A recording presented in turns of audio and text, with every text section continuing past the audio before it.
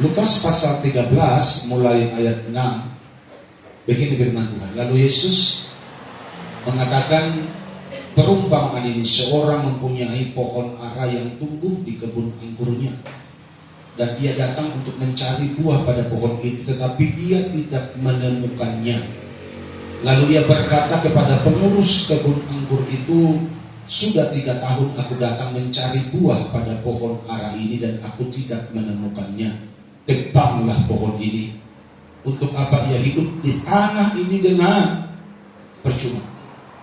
Jawab orang itu, Tuhan, biarkanlah dia tumbuh tahun ini lagi. Aku akan mencangkul tanah sekelilingnya dan memberi pupuk kepadanya. Mungkin tahun depan ia berbuah. Jika tidak, tebanglah dia. Yang berbahagia adalah mereka yang mendengar firman Tuhan dan melakukannya dalam kehidupan mereka hari lepas hari. Mempergunakan waktu. Dari apa yang kita baca barusan, tentu jemaat sudah mulai bisa menangkap tentang makna waktu, bahwa waktu itu ada batasannya. Betul begitu kan? Waktu itu ada batasnya. Tidak ada yang abadi, apalagi kita manusia. Karena kita umat ciptaan, kita tidak abadi. Kita akan pulang sekali waktu, dan itu hanya menunggu giliran kita masing-masing. Kita ini hanya menunggu giliran saja untuk pulang dan kembali ke surga. Tetapi sebelum kita pulang, kita dikasih waktu. Kita ada kesempatan untuk melakukan yang baik atau yang buruk, atau yang kadang baik atau yang kadang buruk. Itu tergantung dari kita memanfaatkan waktu tersebut. Tapi yang pasti setiap waktu itu harus dipertanggungjawabkan kepada Tuhan. Mengapa dipertanggungjawabkan? Di dalam poin yang pertama, waktu yang tidak berkualitas. Ada waktu yang tidak berkualitas. Dalam ayat 7 dikatakan firman Tuhan, lalu ia berkata kepada pengurus kebun anggur itu. Ini perumpamaan. Ia itu adalah Tuhan, pemilik kebun anggur, berkata kepada pengurus kebun anggur. Pengurus kebun anggur itu adalah saya, salah satunya, dan hamba-hamba Tuhan yang melayani, yang menggembalakan. Kami itu pengurus kebun anggurnya Tuhan, dan yang pemiliknya adalah Tuhan. Dan Alkitab berkata, ngakolu tahun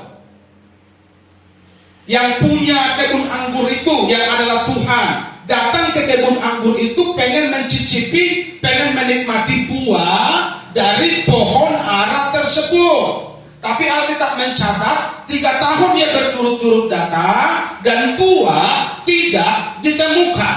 Akibatnya pemilik itu, yang empunya itu, owner itu berkata kepada pengurus, kepada gembala kecil itu, pangate mai. Sialan itu tak ada gunanya mangulu dia. Begitu kira-kira kalau bahasa hari-hari. Betul begitu kan? Manukok itu mengulu aja sudah manikol, kira-kira begitu. Membain semak itu duduk apa? Bikin semak itu hidup di sini. Matikan aja, ditumbangkan. Tak ada gunanya itu, percuma dia hidup. Molopohoni. Kalau pohon itu yang adalah gambaran hidupmu, dan Tuhan bilang pamate mainkan berguna sama saudara, misalnya hari ini diucapkan sama pemilik kebun anggur itu, kayak mana hati? Haleluya. Itu saudara, pemilik Tuhan, pengurus, gembala dan hamba Tuhan, pohon adalah jemaat. Itu apanya? Kiasannya.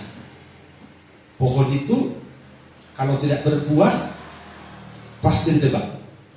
Itu Alkitab sudah jelas bilang begitu. Bahkan Matius 3 ayat 10, kapak sudah tersedia pada akar pohon. Setiap pohon yang tidak berbuah ditebang dan dibuang, dibakar, tak ada guna. Kalau Yohanes, pohon yang tidak berbuah ditebang, tapi yang berbuah dia baik, dibersihkan supaya semakin banyak berbuah. Itu tentang pohon. Dan pohon itu adalah gambaran dari pribadi jemaat Tuhan hari ini. Dan waktu sudah diberi kepada pohon itu untuk berbuah. Dan 3 tahun pemiliknya datang bolak-balik menengok, pengen menikmati buahnya, tapi mandul terus. HP itu gareja do, HP Martanian do, HP Kristen do. Terciptalah lagu songon lagui Kristena HP hudondong. Lanjutkan.